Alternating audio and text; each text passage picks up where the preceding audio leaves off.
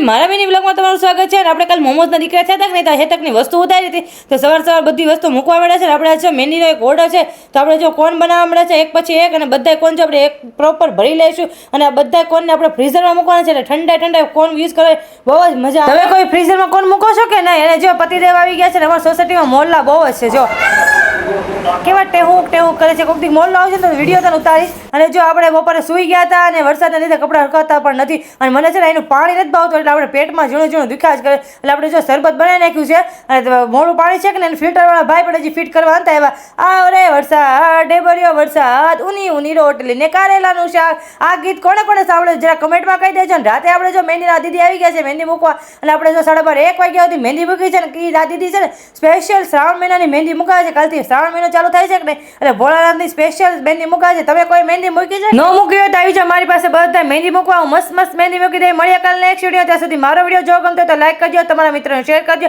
મારી યુટ્યુબ ચેનલને સબસ્ક્રાઈબ કરજો. હર હર મહાદેવ.